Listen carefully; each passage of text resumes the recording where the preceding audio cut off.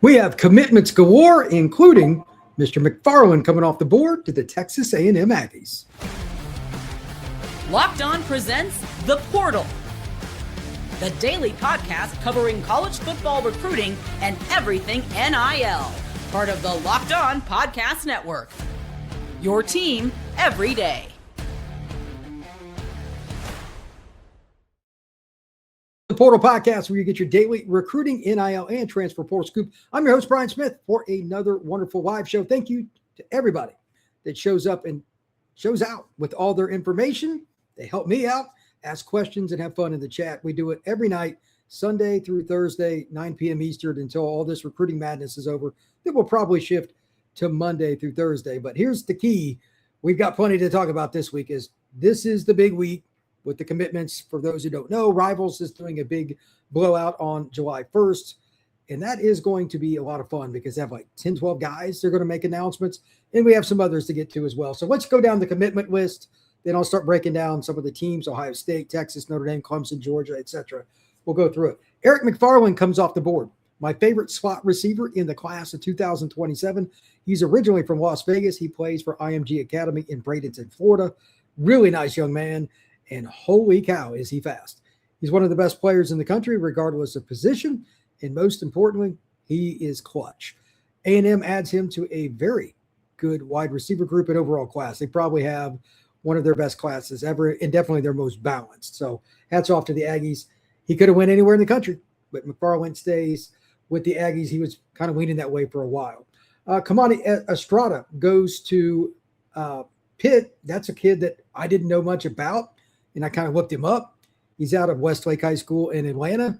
That's not an area where Pitt normally gets players. That kid's pretty long and athletic, and Westlake's one of the best programs in the state of Georgia and the South. Jackson Ross, linebacker out of the Hammond School, right there in Columbia, South Carolina, stays home. He will play for the Gamecocks. Anthony Cartwright committed to Oregon today. This is a kid from the same high school, ironically, as Chris Webber, if you remember, the basketball player that was big-time part of the Fab Five. He's from the Detroit area, Country Day High School. Very, very athletic. Plays more like a wide receiver. If you go look up Anthony Cartwright's film, it's a lot of fun. I highly recommend it. Rontre Carter, safety at Archbishop Shaw down in New Orleans. He is headed to play for the TCU Horned Frogs.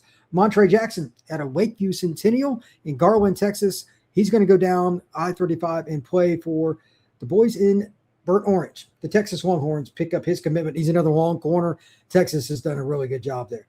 Blake Wong, big pickup for BYU. How about this? This is a kid that Oregon and many other programs went after. Wide receiver from the state of California, plays at Norco High. He's going to Brigham Young. Osani Gale, speaking of wide receivers and IMG again, he is going to Bama. Elite prospect, elite young man. His father played at Stanford. I think Osani is the best route runner in the class of 2027. He'll make an early impact at Bama, and I know they have plenty of receivers, but Osani Gales isn't going to wait long to play. Defensive back, Jayden Aparicio-Bailey. This is a kid that I'm going to expand on here in a couple of minutes when I go through some of the teams. This might be the most unique recruitment of anybody I speak about today, and I'll get into more about that in a minute, but this is a kid that can play nickel, safety, or corner, and he's about 6'2". Those kids never go out of style. He's at Prattville High School, right on the edge of Montgomery, Alabama, and just national recruitment. That's a kid that Kirby went after very, very early. Big-time pickup for Dabo Sweeney and Clemson, and we'll talk about them quite a bit today too. Jordan Donahue out of Oviedo High School. That's a young man that is very, very talented, and he's also big. 6'3", 6'4" receivers do not grow on trees. Ohio State dips into the state of Florida in the Orlando area and picks him up. Wide receiver Damani Warren out of Las Vegas Arborview, another receiver going to Texas A&M. He's a bigger guy too, 6'3", 6'4". He could have went to programs all across the country. He decides on the Aggies. TJ Lewis out of Bolingbrook High School, famed program on the south side of Chicago, 6 foot, 215 pounds. He's going to go to Oklahoma State. Nice pickup for the Cowboys. Now, we have several teams to get to, and I'm going to try to get through these in the first two segments, but there is a lot of information here. I've got pages and pages and pages of notes. So we're going to start off with the whole Jayden Aparicio-Bailey situation. Why is it that Georgia doesn't have any DB commitments? Unless something happened in the last hour and I missed it, they're sitting with none. Now, there is the point that Jerry Outhouse, a kid from the greater Dallas area, was committed to Georgia. He flipped to UCLA. And they also had Dante Wright at a Snoop Dogg's old high school, Long Beach Poly. He is now committed to the University of Miami. But 0 commits. In Georgia with defensive back, with Kirby being a former DB, one of the better SEC players, honestly, when he was with the Dogs in the 90s, that is weird. So what gives? Number one, they're going against elite competition, and sometimes you lose out. Again, Outhouse and Wright were committed to the Dogs. But I just want to bring this up again. They do not pay as much NIL as a rule as most other schools out of the high school ranks. I think that's hurting them with several of these DBs, and they're going after the elite of the elite, which they should. It's Georgia, but that's something to think about. Also, they're in on Preston Glasgow. I think he's either committed to Rutgers or it's where he's expected to go. I can't remember which. Really long corner. He plays at Grayson High School, and if you're unfamiliar, that's as good a program as there is in the state of Georgia, which speaks for itself. It's one of, if not the best state in the country per capita for players going to the National Football League, and it's in Gwinnett County. They're always in the national spotlight. They're a team that's nationally ranked every year. Kind of a late bloomer, but he's 6'2 plus, and he can run. I watched some of his film. I like that kid a lot. We'll see if Georgia gets him, but they're trying to be very patient and not overspend. It's kind of interesting with Georgia. Ohio State, they're about to go on a little run here. They surprised many, myself included, by getting Cade Moss, the elite offensive lineman out of Jackson Academy in Jackson, Mississippi. Most thought, myself included, he was going to Ole Miss. He said during the live show where he committed with ESPN that, you know what, I decided about a day or so ago. So that went down to the wire. Is it over? I doubt it. It's not like Ole Miss is going to stop recruiting Cade Moss. He's in their backyard. He's arguably the best player in the Magnolia State. But that's a really nice pickup for Ryan Day and company. They've got 6 O-line in the class, and they're about to get busy on the D-line, I think. Carlos May has some predictions on rivals, and Marcus Fakatu, most think he's going to go there as well. If you add 2 elite defensive linemen to what they already have, and keep in mind, DJ Jacobs is arguably the best player in the country. He's already committed to the Buckeyes. That class becomes totally different. Ohio State's climbing the ranks. They don't have a ton of kids. We'll get into rankings a little later in the show, but they've been very selective, and their blue chip rate is probably as high as anybody in the class. Either them or Notre Dame's got the highest rate. If they get Fakatu and Carlos May, that class is just absolutely loaded. Next up, let's talk a little bit about Texas. If they get Fakatu, that's probably them or Ohio State. Georgia's still in it, but I don't think they're going to pay enough. Watch out. That class is also going to probably end up top 5. They're really doing well. I mentioned they got Montre Jackson out of the greater Dallas area, really good corner. They also got Junior Tuopa, kid out of Birmingham. He plays at famed Thompson High School. He pledged to the Longhorns. Bama wanted him. Auburn, Florida, Oregon, all kinds of programs offered that kid. But he ends up with Texas. That's a big pickup. They also, just as a reminder again, because they're so important, this past week they got Tyler Alexander, the nose guard, defensive tackle out of Palm Beach Central in South Florida. Can never have enough of those guys. Texas's class is really good, and they're still in on some more guys. Ismael Camara, somebody that is probably the most difficult recruit to figure out in the class of 2027. The big athlete that is got French background, but if you go check out his X handle, he has a video of himself doing soccer. Yes, soccer, and like really well at 340 plus pounds. It's insane. He's a freaky athlete. Texas is trending for him. That could change their class quite a bit because that's a 3-and-out kid on your offensive line. Clemson, let's talk about them for a second. Again, Jayden Aparicio-Bailey picks Clemson. So I'm just going to ask, no idea what the deal is here. But they don't necessarily, we think, spend a lot of money up front with NIL, but either does Georgia. And those were the final 2 for him. Out of Prattville in the state of Alabama, elite player, 6'1", 6'2", 200 pounds is coming pretty soon. He's probably 190, give or take right now. That's a kid that can play a lot of spots. He could be your free safety. He could be your boundary corner. He could possibly be your nickel, depending on how you wanted to do it. That's an elite player. Just, again, I don't know which spot he's definitely going to play for Clemson. Georgia was talking about playing him at corner. Maybe Clemson wants him at safety, whatever. He's really good. And that class is pretty sneaky. They've got, I think, 23 kids now in the class, 24, something like that. Kareem Huey is their quarterback. That's a kid that's playing for a really good program, Gainesville High in Georgia. Gary Walker at Creekside, they won state title last year at south side of Atlanta. Power back, downhill will bump you. They got two really good defensive ends. Desmond Malpress out of Atlantic High School in the Jacksonville area, pure edge. And they also got Santana Harvey out of Lakeland, one of the best programs in the country in Central Florida, 4.0 kid. And he's 6'4", 6'5", 220. So they got their edges. They got Jameron Simmons, who I think is one of the top 5 receivers in the class of 2027 out of Tallahassee Godby. He was 6 minutes from Florida State, so they stuck it in the Knowles there. They also got Jaden Worth at a Dutch Fork, a big nose guard / defensive tackle. This is a really good class for Clemson. Are they rebounding? I'm just going to throw that out there for those in the chat, or if you're listening or watching this later, comment down below. I'm curious what you think. Clemson's class is really good. They're borderline top 10. It's balanced, and they don't really have any spot that I go, man, I don't think that kid can play at Clemson. They did a good job, and I think they finally have adjusted. They had to have adjusted on NIL. They had to. If anybody has any intel on that, fire away, but I think Clemson has done a really, really good job. When we come back, we're going to talk about Oregon because they're about to go bananas. They just got a commitment. Today they got the tight end, Anthony Cartwright, that I already talked about at a Detroit Country Day. Very, very talented player. But Oregon's about to get some other guys. And if they get just the ones I'm going to mention here in a minute, they're going to bump somebody out of the top 5, quite possibly, the recruiting rankings. That is next, right here on the Portal Podcast. Today's show is brought to you by our friends over at FanDuel. The biggest stage in soccer is here, and every match feels like it has the potential for a memorable moment. One goal can completely change the energy of a game, shift momentum, and alter the outcome in an instant. That's what makes tournament soccer so exciting, from the opening whistle to the final kick. Now, FanDuel is giving fans another reason to stay locked in with every goal pays. Bet on a match and get bonus bets for every goal scored during that match. More goals mean more bonus bets. All you have to do is turn on your token. So if you're watching USA, it makes it easy. You're probably going to be watching those anyway.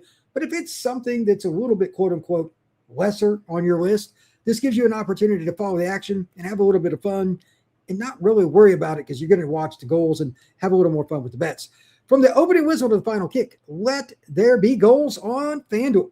Visit FanDuel.com to get started.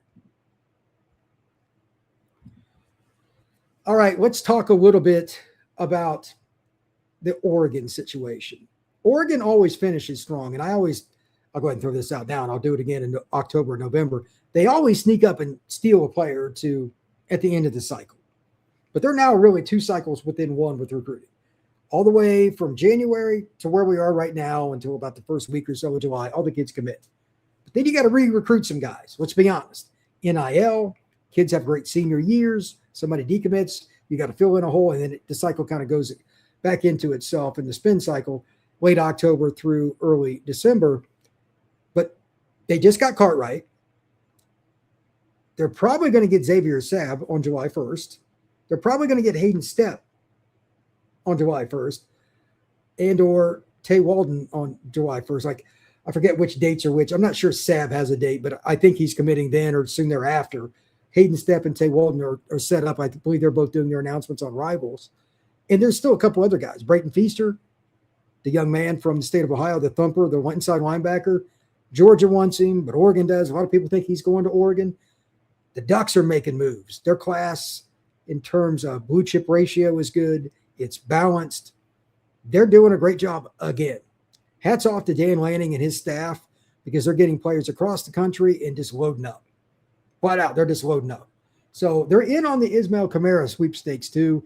And for those who don't know, that kid, he's at Gilmer, Texas, out in East Texas.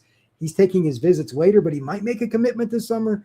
There's all kinds of rumors. I'm trying to dig into that and get more info. But Oregon's allegedly in on that young man as well. And he could end up being the best offensive lineman in the class. We'll see. Ole Miss, Alvin Mosley. I streamed it here on this channel. You can watch the live stream yesterday. It's up on the channel now on the basic page. But that's a kid that I think is going to end up in the top 150 minimum when all the recruiting rankings are done, if not top 100. 6'2", 180. He is this spectacular 27 touchdowns just through the air the last couple of years, and he had several touchdowns rushing as well. I don't care what spot he plays. He's big time. He could have went to Texas, could have went to Houston, could have went to a whole bunch of places in state. He decides to go to Ole Miss. Nice pickup. They're expected now. There's a prediction on Rivals for Antoine Jackson, the kid out of White Station High School, defensive lineman, to pick Ole Miss. That class is probably going to be the best one they've had since at least a decade or so ago. And it's probably the most balanced because it's better lineman-wise. Even if they don't get Cade Moss, they're in a better spot. If they end up flipping him from Ohio State, then Ole Miss is in a whole nother ballgame. They're going to be in a great spot. So I think Ole Miss is really trending in the right direction. What else we got here?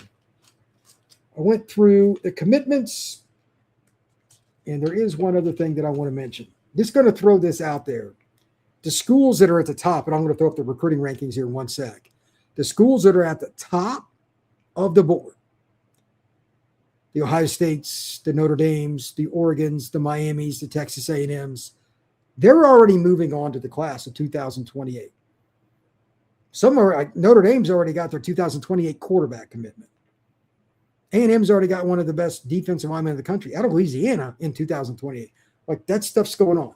But do not sleep on any of those guys as it relates to trying to steal somebody now or a little bit later on. Because they're basically done with 2027.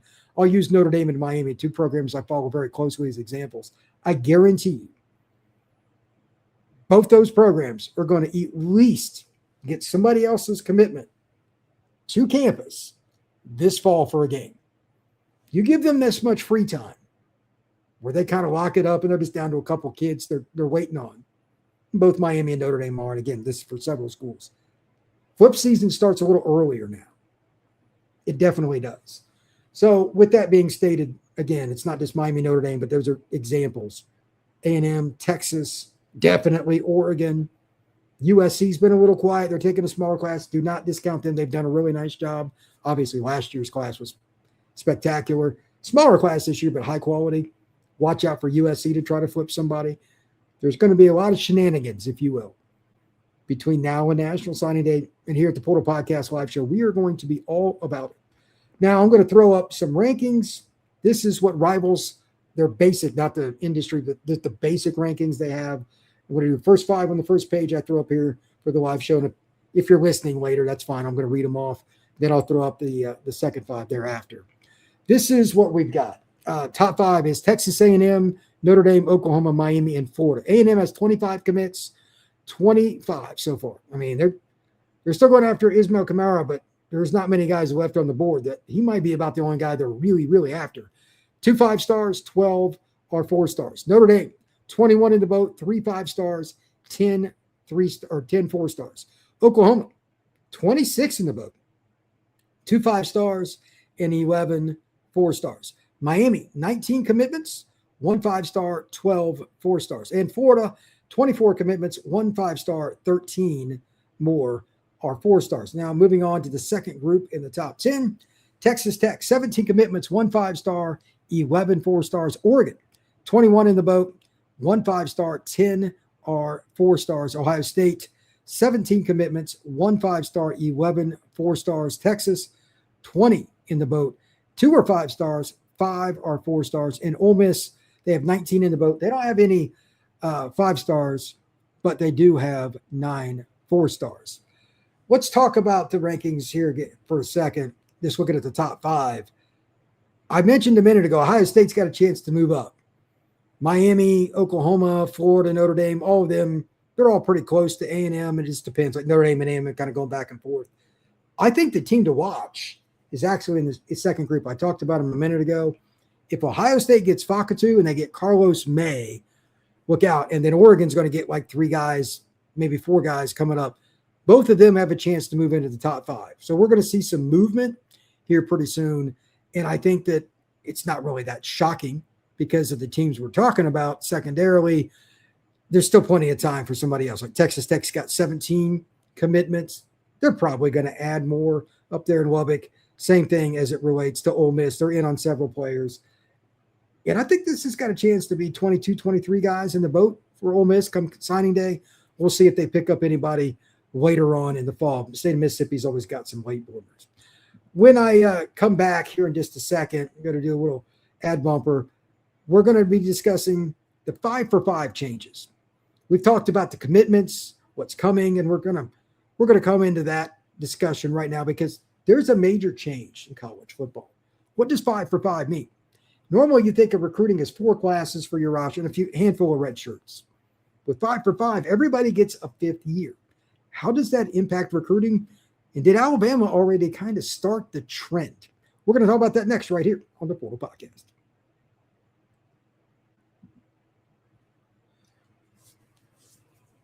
All right, 5-for-5.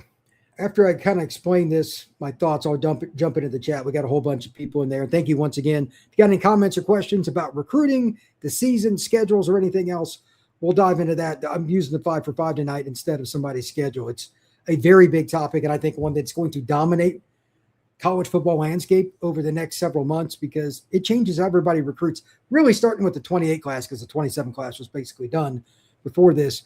But you're going to see more teams take fewer players starting with the next class. Why? Because you have 5 instead of 4. You want to have balanced classes. You don't want to have like 30 kids leave. Then the next group that comes in behind them as the seniors have like 15 kids. Man, that's a big drop-off. When you have classes like that, I don't care if you've got the greatest coach ever, it's hard to win at the collegiate level. So I bring up Alabama. I did a show with Luke Robinson. You can see it up here on the Portal Podcast on the main page, talking about what I think is a smart move. They've got a smaller class this year anyway because Bama took 2 big classes in the 25 and 26 groups. But they're being more selective. And while they're not doing as good a job as they probably like, they've missed on several kids, and Luke talked about that. They are being smart with their money because they're going to worry about retention, trying to get older. And is this an example? I've got my magazine over here. I think it's Wendy's. I think that's what this one is. Make sure here. Yeah, it's Wendy's. According to them, for whatever it's worth, the depth chart for Alabama's offense, just as an example, the entire 2 deep has eligibility beyond the 26 season. So they didn't need a ton of guys, but they're also trying to retain. Kalen DeBoer's talked about this, and I think that is going to be the new metric, especially for the following group. And please comment on this in the chat as we're live. And as well, if you're watching this later, fire away down below in the comments on YouTube, etc. You're going to see teams like Illinois, Iowa, even a Purdue or a Maryland benefit more than this than, say, a Georgia. Why? Georgia, like this year's roster, will have the most blue chips of anybody in the country, just based on recruiting. But how many of those kids stick around for a 5th year? Whereas at Iowa, they've always kind of done it that way. But now they can play those kids as freshmen a little bit. It'll help their depth. They'll play some more kids early, and those kids may only play 5-6 games and only get 40 snaps, but it's still reps. And then those kids play his 5th year. Georgia's not going to have as many 5th-year players. They're not.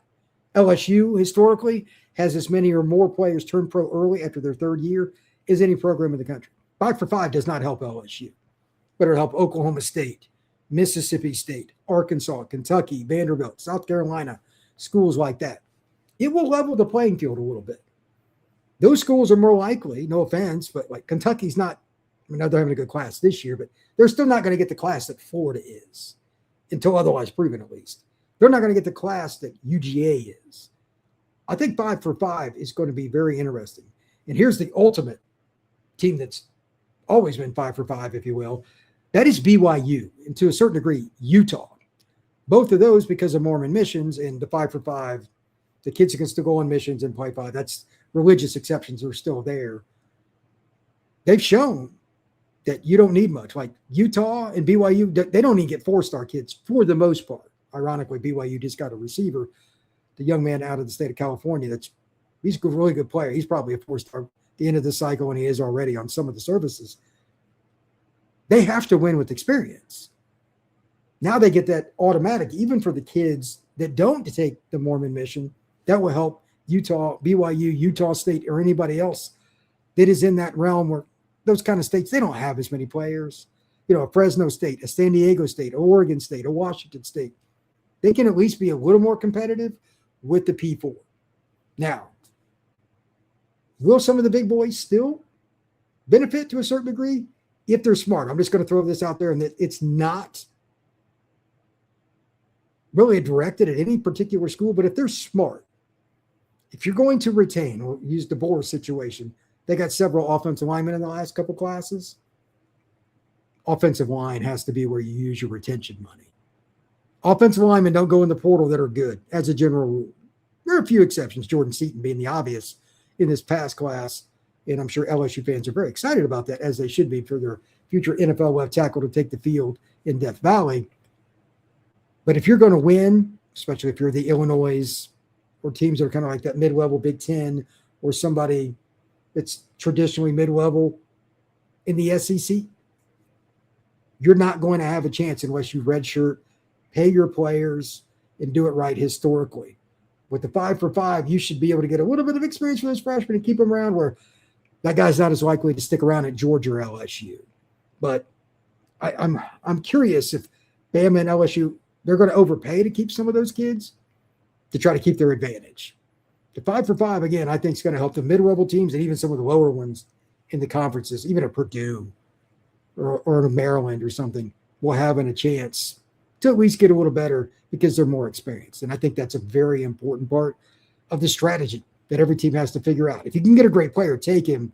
But otherwise, don't overpay for players. Balance your classes out. Instead of taking 25, take 20, 21, and just make sure the kids are happy. Retain players, play with juniors, seniors, and fifth-year seniors. You'd at least have a chance against Florida, Georgia, Texas, Ohio State, Michigan, etc. Those battles are very difficult. So with that, it's time to jump into the chat. And thank you once again for everybody that's in here. Hello to Raymond and to Aaron and to Salty and everybody else that started off the chat very early. Several of you were in here around 7:30. Let's see.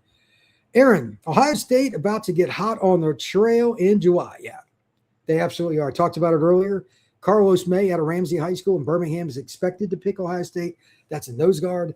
I think, although I haven't heard anything specific, this is just my gut, Marcus Fakatu will pick the Buckeyes as well. And that may not be the end of it for them because, again, they're Ohio State. They're in on some other guys, and their class is really good. About 2/3 of their players right now in that class are listed as blue chips.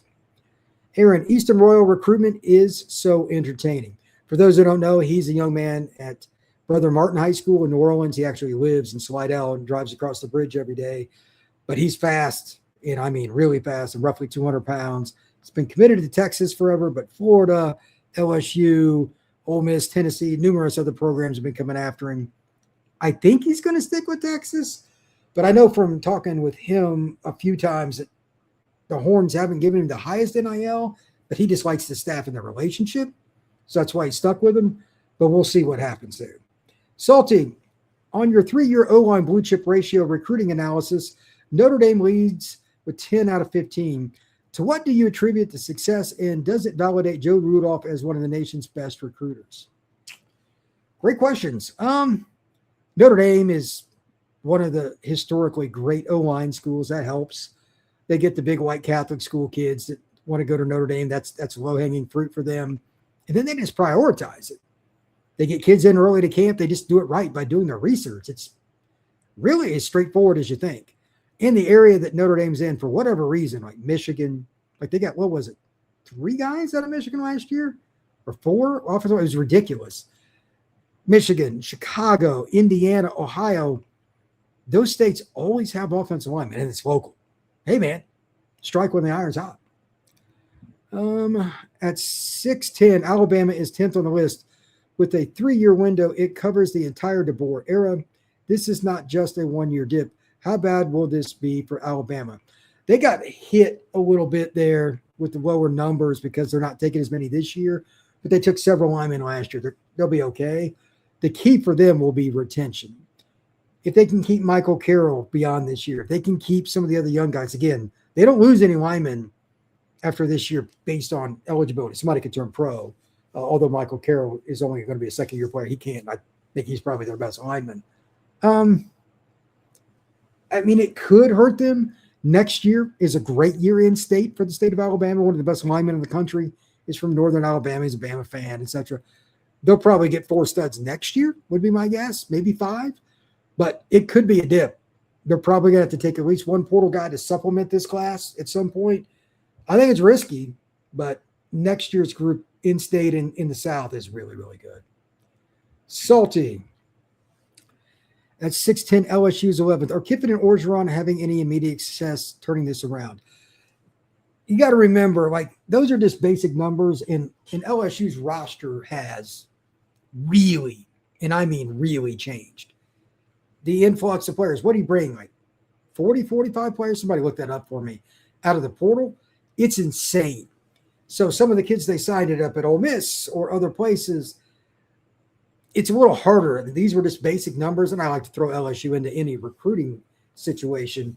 But I don't think there's much you can really put into the mix about where they're at until we see them on the field this year. We're going to see if Kiffin's – I mean, I expect them to be good because that portal class was good. But assuming they hit on the portal and some of those younger guys, and they got a couple other guys like Weston Davis that are young, they'll be okay. But Kiffin does it differently than anybody else. So I'm not as worried about LSU as I would be, let's say, Michigan or Notre Dame, teams that they use the portal, but not like LSU and Kiffin do. So I don't think it's a huge deal, especially if they win this year. Now, if they go out there and lay an egg and go 7-5, we'll have a different conversation. But I'm not too worried about the Bayou Bengals just yet. At 4-11, Texas is 11th. Will this be the Achilles heel that limits the success of their O-line, of their offensive skill players? It could be. If they lose the Goolsby kid after this year, which I expect them to, we'll see. But that's why Ismael Camara is so important. The kid out of Gilmer is a guy they can plug and play at left tackle. Special player. Special player. If you're going to have a little bit lower numbers, a little bit lower ratio, you need to get a 5-star that comes in and just like comes in and takes some names right out of the gate to kind of put up with that. Or they got to get the Jordan Seaton, if you will, of the next portal cycle, which is possible. It's not like Texas is shy of any money, but it is a little low. I was a little surprised, but those Longhorns aren't going to be down that much at offensive line.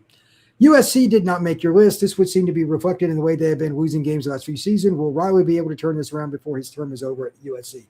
USC's list, I added them. I just didn't have enough room for everything I wanted. They were okay. Matter of fact, I'll look it up here and see what it was.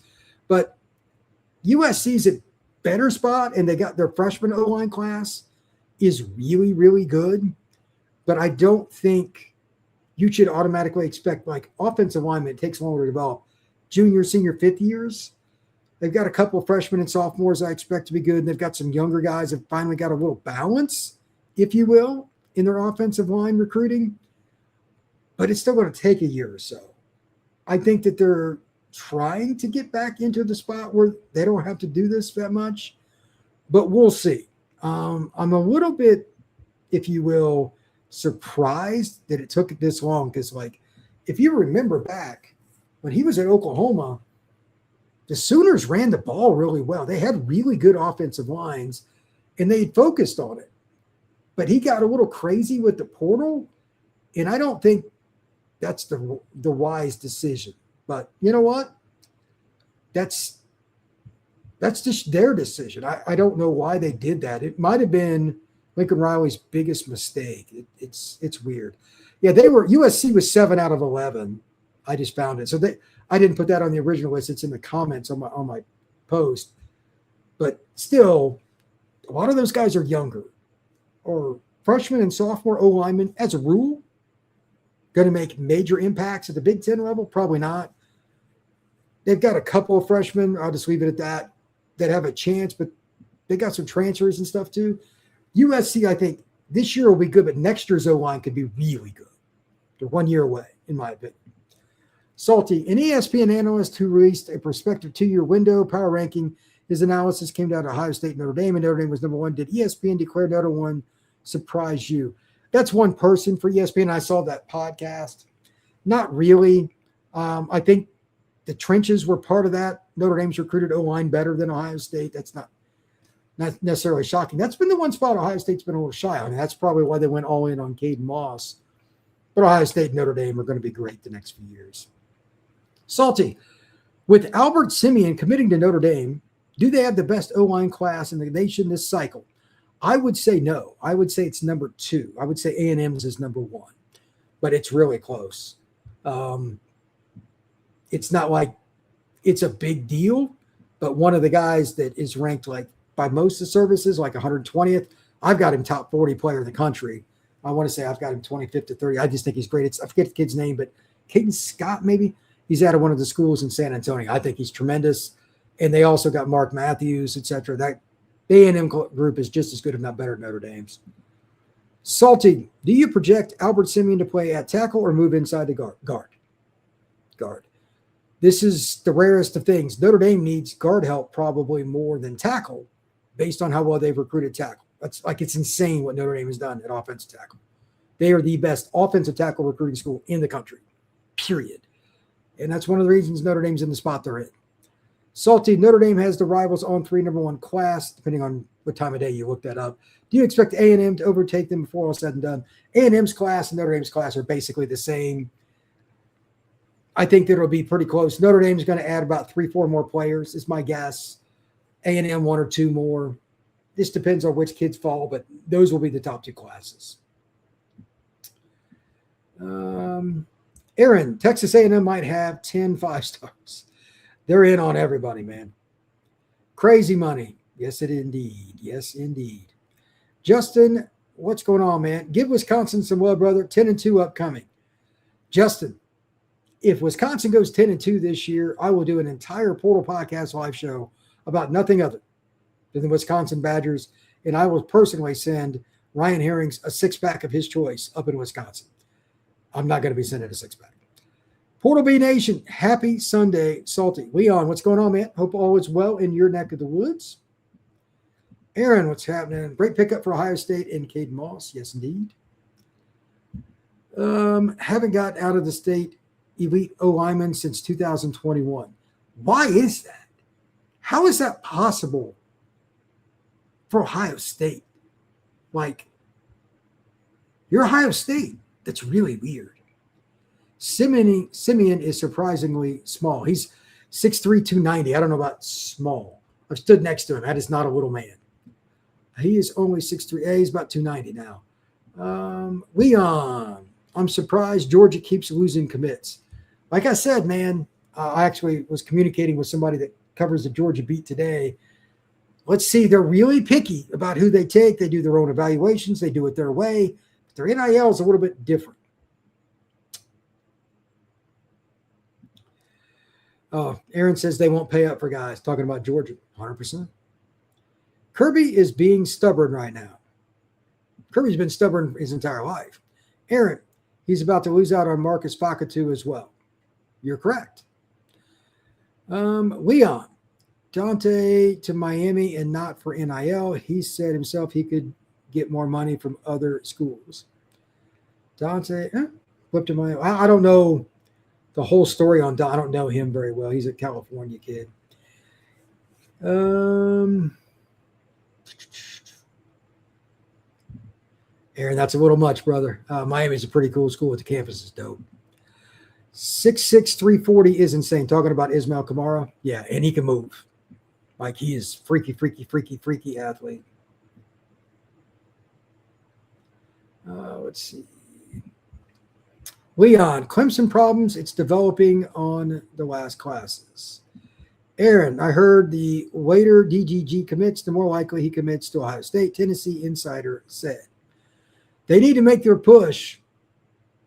If Ohio State gets DGG, look out. That's top 3 class. July 22nd commitment date.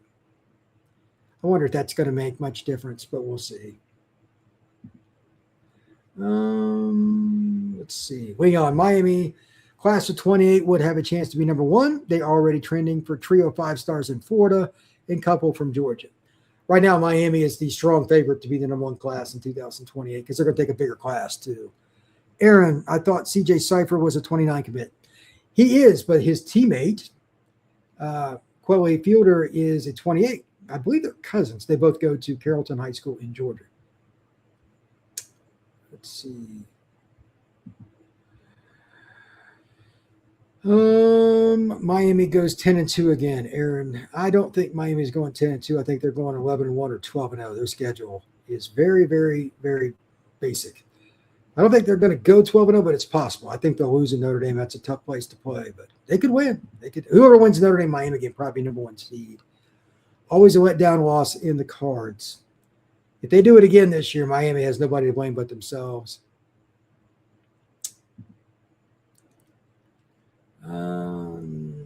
Let's see. Ole Miss at number 10. That's true. When was the last time Ole Miss had the top 10 class? I don't remember. It's been a minute. Props to them. Notre Dame loses a game they're favored every year to. Haven't made it out of September undefeated under Freeman. I don't think that's going to matter much this year. They will do so this year. Garth, Brian, do you think Notre Dame lands 2 kids out of Illinois, Parks and Roman, the linebacker? I haven't heard anything on Parks, and neither has anybody else. Nobody has a clue, so I'm not going to make a prediction. Roman, they're going to get him, barring something unforeseen. I don't know what his date's going to be. That's changed, but we'll see. Raymond, I'm 22 minutes late. What's up, Brian? Go Irish. Hey, Raymond, what's happening, brother? Chandler, Notre Dame hasn't made it out of September defeated in 4 years under Freeman. Would you like to wager on that this year? Have you seen their schedule? Don't make it out this year. Swanton, yo, me and both Ray. I just started it over. What's happening, man? Miami's always underachieving in that soft conference. Miami still hasn't won the ACC, which is mind-blowing, although I'd be surprised they don't this year. The answer to that is 0. Raymond says, how many titles has Miami won the ACC? That is 0. Chandler, brother, that's a really dumb post. Miami mauls Notre Dame in November? Okay. Chandler, that's the dumbest post you've made in your lifetime. Aaron, 5 for 5 helps developmental players. 100%. It absolutely does. But hurts lower-rated high school recruits. It can. Some of those kids might have to go to a Georgia State or something like that to get rolling. That's just part of the gig, man. And you know what? You got to roll with the punches and fight your way up.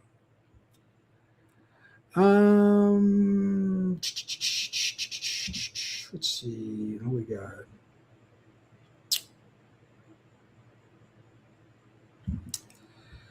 Exactly. Every Notre Dame fan said the same thing. Chandler, if you're just a true hater, no offense, your opinion doesn't matter. Just like a Notre Dame fan that's a true hater of Miami. You obviously hate Notre Dame, so that's no offense. It doesn't really matter. Let's see.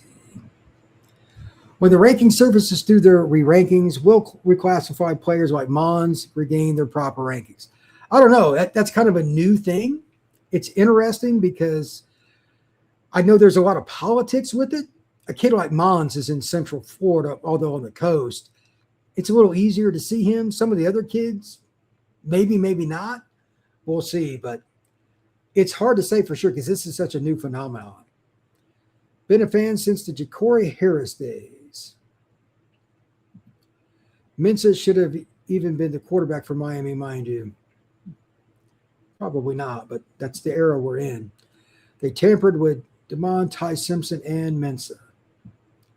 Everybody tampers with everybody, man.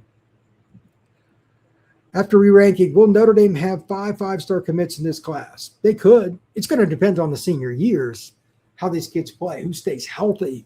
That's a big part of it. Does Texas A&M keep all their 5 stars, says Aaron. I would imagine so. Their NIL's too strong. I doubt they lose any. Swanton, $10 million is a lot. It's almost like they panicked. $10 million for a quarterback is crazy. But Miami will dominate Notre Dame again this year, and Freeman will leave for the NFL. Okay, I was wrong earlier. This is your dumbest post, January. I was incorrect earlier. They're not dominating Notre Dame. Quite the dreamer. Yeah, I highly doubt that. Let's see. DJ, 111 watching. Nice. Keep it up, Brian. Hit the like button and hype. Thank you very much. Please hit that like button and subscribe if you have not to the Portal Podcast. We're going to have a lot of fun this week, especially because of all the commitments. There's going to be probably 5 or 6 more kids this week that are top 100, and there's probably going to be a flip of some kind. It's going to be pretty funny. Salty, how prominent will matching or exceeding the projected rookie pay grade with NIL be for schools to retain 4th and 5th year players, as OSU did 2 years ago to keep Sawyer? That's a good question, man. That is interesting. I don't know how you balance that, because like Ohio State went way in the red when they won their title in 24, allegedly. I don't know how that's going to work, but it depends on the players you have. Some guys just want to stay. But those that are better for the college game, like if you've got a run-pass quarterback that's not super accurate, not an NFL guy, you may have to spend a lot. So any team like that, Ohio State doesn't only have those guys, but any team like that, it'll be very, very interesting. Can't wait for the Bama versus Ohio State series coming next year. That ought to be fun. That ought to be a lot of fun. Tavian St. Clair versus Keelan Russell will feed families. That could be as good a athlete, quarterback, drama kind of situation as you get. That's if Julian Sand leaves, but I don't know what his plan is. He's not really an NFL-style quarterback, in my opinion, but he's accurate. Does it hurt your soul to sing the praises of soccer, a sport that does not interest you, in the FanDuel promotions? No, I mean, I don't mind World Cup soccer. It's just that I didn't grow up with it. I'm from Indiana. Soccer was never that important where I'm from. Raven, we'll see what the A&M class looks like after they return to the Texas 8-4 they've earned over the past 20 years. Texas A&M schedule is legit, so they could go 8-4 this year. Raymond, Kirby could afford to be stubborn when them $10,000 brown bags would stack 3 deep classes. It's a lot different now. You're not getting away with that stuff. Like $200,000 was a big payment in the under the table days. Those days are way past now. Chandler, Miami's 28 class might be historic. It could be. They're off to a great start. Carrollton Trojans, class of 1998 here. I'll be darned. Any updates on Chaz Coleman? What's the situation there? He's not at Tennessee anymore. I don't know where he's going or what's happening. That's a wild deal. Good question, though. Lionel, hello. Do you think Japan is a threat to beat Brazil tomorrow? Raymond, what happened to that left tackle, Moss Bryant? Thought he was a lock to Ole Miss. He was going there, and then he wasn't. I have a feeling that Ohio State did a nice job at the end. Lionel, salty Japan, it's better than you guys think. They tied Netherlands in group stage. I'm having blast in Houston, ready for tomorrow. Raymond, Chandler left after being called dumb. Dumb post. I'm not saying he's dumb, but the post wasn't very good. Let's see. Technically, on Rivals, actually ranking Notre Dame is number 1. They are number 2 in composite ranking. I think that switched back with Eric McFarland. Let me check here. Let me see. We've got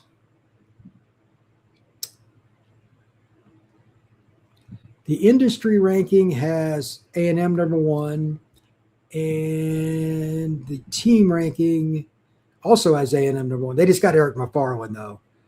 It's really close. They are 92.647. Notre Dame is 92.353.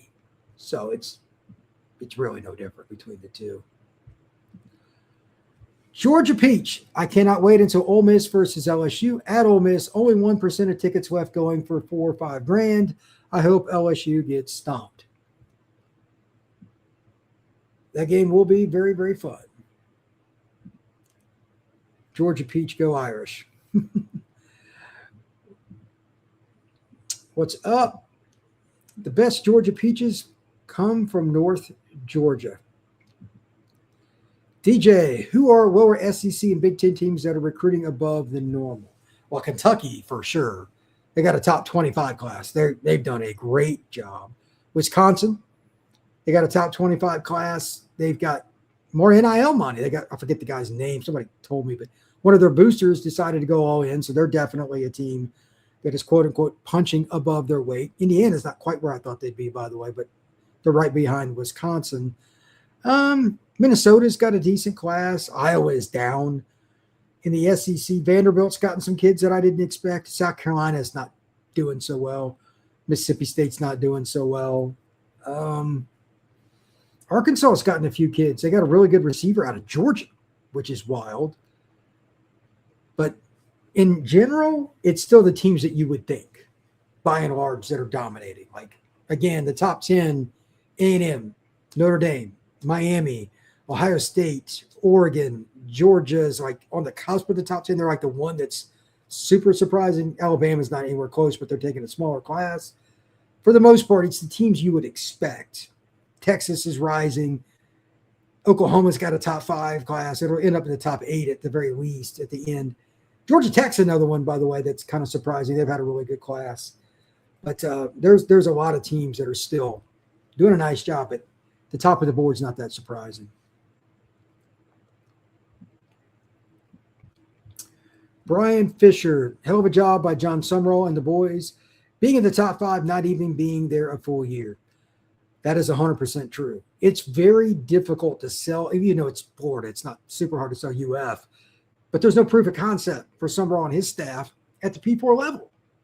And they're still getting that. Congrats to them, because that's really, really difficult. Do you think there is any chance A&M loses Henderson if he were to visit Notre Dame in the fall? If he visits anywhere, there's always a chance. Absolutely. Raymond, Georgia Peach, what's up? A&M's bag is too deep. Chandler, man, you're probably right. A&M's throwing some cash around. Did you hear Locked on LSU talk about how Notre Dame needed Albert more than LSU? I'm pretty sure Notre Dame has recruited O-line better than anyone in the last 3 years. I mean, Matt's a buddy of mine, but I don't agree with that assessment. Raymond, thank you, Brian. Was just curious. Absolutely. Andre, what is the difference between A&M's 27 class and number 1 under Fisher? Balance. If you go back and look at the class that I think it was 22 class or whatever it was, they had like 7 or 8 D linemen in the class, which is nice, but they had like 1 linebacker, didn't have the same kind of balance, O-line, in all the positions, and that cost them. And then Jimbo's offense was terrible on top of it.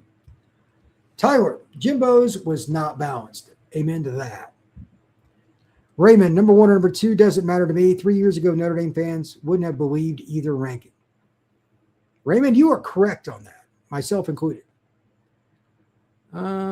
Irish luck. If A&M's bag was too deep, Elko wouldn't have negatively recruited Freeman and told Henderson not to visit if he wasn't worried about losing him.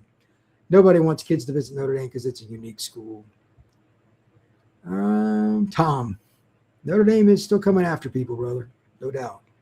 Tyler, Jimbo signed like a number 19 class after number 1. Elko signs top 10 class next cycle. That's how we'll know they're building. Very true. The staff that A&M has is really good. Raining Man, Notre Dame's last 2 classes have been absolutely elite. Indeed. Lionel, I will be cheering for Brazil tomorrow because of you. Ohio, does Ohio State have any chance at Monchin's sales? They do, because he's not done. I haven't heard his date yet either. Like, that would be nice, by the way. That's the other kid. Like, I have no idea. Like, he's really quiet. Everybody is picking Indiana, but there's no intel. I don't know where he's going. Notre Dame kills Miami in November, Tom. I don't think that's going to happen either. I think that's a touchdown to 10-point game one way or the other. I don't think there's going to be any killing, just like there was last year's 3-point game last year, too. Lionel, thank you, Salty. Brian, other than Clemson and Virginia Tech, who do you think it's better in the ACC? It's doing better in the ACC. Georgia Tech, they've got like 25 commitments in June. A&M and some of those obvious teams in the SEC are a little bit different level, but also, let's see, Georgia Tech is the one that definitively stands out. Clemson, obviously. Miami, obviously. Florida State's down. not really anybody else. It's just Georgia Tech. I mean, Wake Forest, Duke, and NC State, they're all okay, like for their level, but I would say just Tech. Notre Dame kills Miami every year until the game is played, Chandler. Dude, they've played once in the last 8 years. Florida beats Ole Miss in the swamp. Book it. Salty. Lionel, if Brazil plays France, will you and your wife sit together or separate at the game? Ooh, that's interesting. Lionel, Notre Dame versus Miami could be a classic game. I hate Notre Dame, but I know they're really good. I'm going to be in the game. You going, Brian? Yes, I am.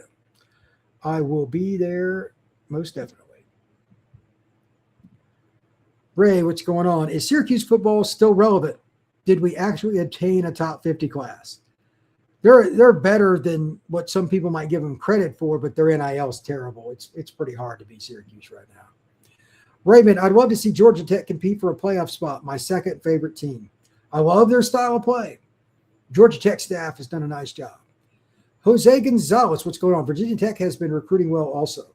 They've got a nice group, but I don't count them because everybody knew that James Franklin was going to like Miami, Virginia Tech, and obviously Clemson. Those three are a little different. Florida State's should be there, but they're not. Georgia Tech's the one that's climbed. Pittsburgh's disappointing. Virginia's disappointing. Wake Forest, NC State, North Carolina, like all of these teams are like, the league's not doing good. Duke, none of them are doing good. Tom, I guess that's why Notre Dame is 18-9-1 against Miami. You have a long way to go. I don't put much stock on games in the 60s and 70s. Well, they still count, brother. They still count. I think that's going to wrap it up here tonight. I appreciate it, man. It's been a great show tonight. If anybody's got anything else, fire away. Just a couple of comments. Again, July 1st. Let's see today. So that's 3 days from now. That is Wednesday is the big one. Rivals is going to have like 10, 12 kids commit. Check out their YouTube page. I'll do a live show that night. I might start that a little earlier. I might start that one at like 8 o'clock or something because it might be a longer show. I don't know. It depends on when all the announcements are. I have to see what the times are. But if not, it'll still be 9 o'clock. We're going to go over all those commitments on Wednesday. There's going to be some flips coming up over the next week to 2 weeks. That's a lock. Make sure you have your questions ready for the next couple of days. We've got all kinds of stuff going on. We're going to start breaking down recruiting classes, talk about what I like about teams. After we get past Wednesday, that's coming up. I want to get past Wednesday to kind of get the big bulk of the big games going on there. Anyway, I hope everybody has a good one. But I don't think there's anything else I want to add to it. But everybody have a good one. This has been the Portal Podcast. Please like and subscribe. We will see you again tomorrow.